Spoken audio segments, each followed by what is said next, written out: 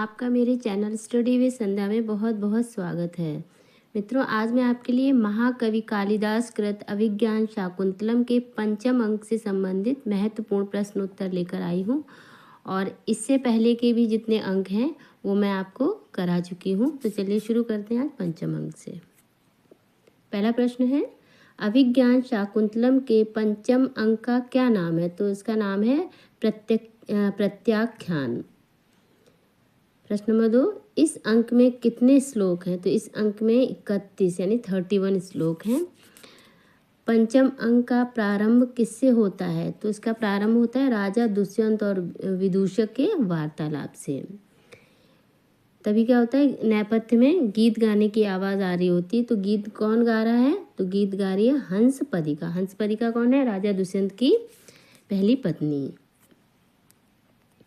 प्रश्न नंबर 5, हंसपदिका किसको उल्हाना देते हुए और किसको लक्ष्य करते हुए गीत गा रही है? तो हंसपदिका राजा दुष्यंत को उल्हाना देते हुए और राजा की दूसरी पत्नी वासुमती को लक्ष्य करते हुए गीत गा रही है। प्रश्न नंबर 6, हंसपदिका के गीत में अभिनव मधुलोलुप कौन है? तो हंसपदिका अपने गीत में उल्हाना देते हुए जो अभिनव मधुलोलुप है वो राजा दुष्यंत को व्यंजित करते हुए कह रही है और मधुकर के विषय में कह रही है, लेकिन व्यंजना के रूप में वो राजा दुष्यंत के लिए कह रही है कि नए नए मधु के लोलुप राजा दुष्यंत। चूत पंजरी इस पद से किसकी व्यंजना होती? तो इस पद से शकुंतला और हंसपदिका की व्यंजना होती है। आगे देखें। प्रश्न नंबर 8, कमल वसती शब्द से किसकी व्यंजना की गई है? तो कमल वसती शब्द से रानी वसुमती की व्यंजना की गई है। प्रश्न नंबर 9, एक सुखी व्यक्ति भी कब उत्कंठित हो जाता है? तो ऐसा जो हंसपदिका गीत गा रही होती तो उसके गीत को सुनकर राजा ऐसा सोचते हैं कि अच्छे अच्छे रमणीय पदार्थों को देखकर व मधुर शब्दों को सुनकर सुखी व्यक्ति भी उत्कंठित हो जाता है। महर्षि कंडु के आश्रम से आने वाले अतिथियों की सूचना राजा को कौन देता है? तो कंचुकी आके बताता है कि महर्षि कंडु के आश्रम से कुछ अतिथि आए हैं। आगे देखें। प्रश्न नंबर 11, महर्षि कंडु के आश्रम से हस्तिनापुर कौन आता है? तो महर्षि कंडु के आश्रम से हस्तिनापुर शकुंतला आती है, गौतमी, शारंगरव और शारद्वत, ये 4 लोग आते हैं।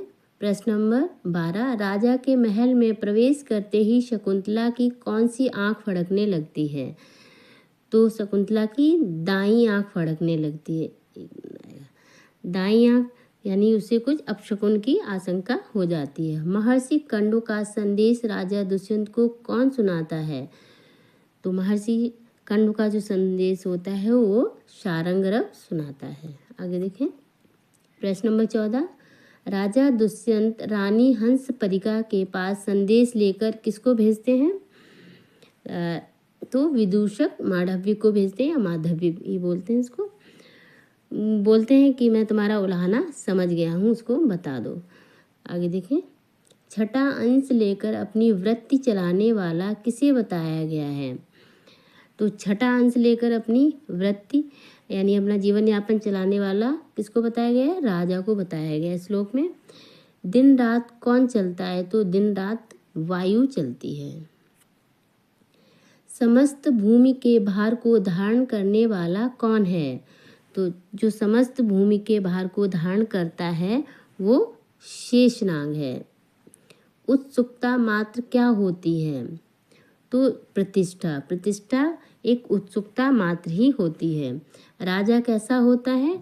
तो राजा अपने सुख की अभिलाषा न करके लोकहित के लिए चिंतित रहता है। आगे देखें। प्रश्न नंबर 20, वृक्ष किस तरह होता है? तो एक वृक्ष कैसा होता है? वृक्ष होता है कि अपने मस्तक पर तीव्र उष्ण या गर्मी को सहन करके अपने आश्रित व्यक्ति को छाया प्रदान करके उसके संताप को दूर करता है। तो वृक्ष कैसा होता है? तेज धूप होती है, वृक्ष के ऊपर पड़ती है, लेकिन वृक्ष के नीचे जो बैठता है उसकी छाया में उसको उसकी सारी गर्मी, सारी उष्णता खत्म हो जाती है और सारी गर्मी अपने ऊपर कौन लेता है? वृक्ष। किसके विषय में हमें चर्चा नहीं करनी चाहिए? तो ये राजा दुष्यंत बोलते हैं कि पर स्त्री के विषय में हमें चर्चा नहीं करनी चाहिए। 22 प्रश्न, दुष्यंत के पुरोहित का नाम क्या था? तो दुष्यंत के पुरोहित का नाम था उपाध्याय सोमरात। 23, क्या राजा दुष्यंत शकुंतला को पत्नी के रूप में स्वीकार कर लेते हैं? तो उत्तर होगा नहीं। राजा दुष्यंत शकुंतला को पत्नी के रूप में स्वीकार नहीं करते हैं, क्योंकि वो भूल चुके थे दुर्वासा ऋषि के शाप की वजह से कि शकुंतला उनकी पत्नी है। शकुंतला की अंगूठी कहाँ गिर जाती है? तो शकुंतला की अंगूठी शची तीर्थ में गिर जाती है। प्रश्न नंबर 25, शकुंतला को पत्नी के रूप में न स्वीकारने पर कौन राजा को खरी खोटी सुनाता है? जब राजा शकुंतला को पत्नी के रूप में स्वीकार नहीं करते हैं, उनको याद नहीं आता है कि उन्होंने शकुंतला से कब विवाह किया था, तो जो शारद्वत होता है वो उनको खरी खोटी सुनाता है। आगे देखें, गौतमी, शारंगरव और शारद्वत शकुंतला को कहाँ छोड़कर चले जाते हैं? तो शकुंतला को राजा दुष्यंत के दरबार में छोड़ के चले जाते हैं वापस।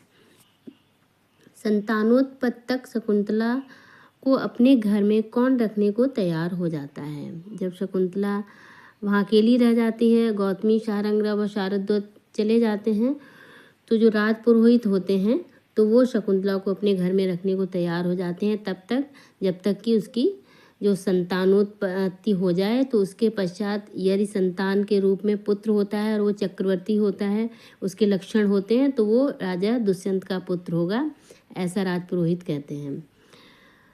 प्रश्न नंबर 28, शकुंतला को कौन उठा ले जाता है? तो शकुंतला को स्त्री रूप एक दिव्य ज्योति उठा ले जाती है। जब शकुंतला राजपुरोहित के साथ उनके घर जा रही होती है तो एक स्त्री रूप दिव्य ज्योति आती है, उसको उठाकर ले जाती है।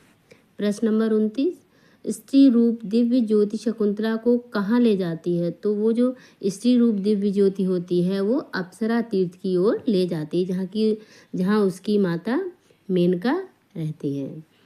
प्रश्न नंबर 30, प्रजा प्रजा स्वा एव तंत्र इत्वा द्विपेन्द्रः। ये श्लोक पूरा है। को श्लोक का वक्ता कौन है? तो इस श्लोक का वक्ता है कंचुकी। तो इस तरह आज मैं पंचम अंक से संबंधित आपके लिए 30 प्रश्न उत्तर लेकर आई थी और इससे पहले के जितने भी अंक हैं वो मैं करा चुकी हूँ। तो यदि आपको मेरा ये वीडियो पसंद आए तो कृपया लाइक करें, ज़्यादा से ज़्यादा शेयर करें और मेरे चैनल को सब्सक्राइब करें। धन्यवाद।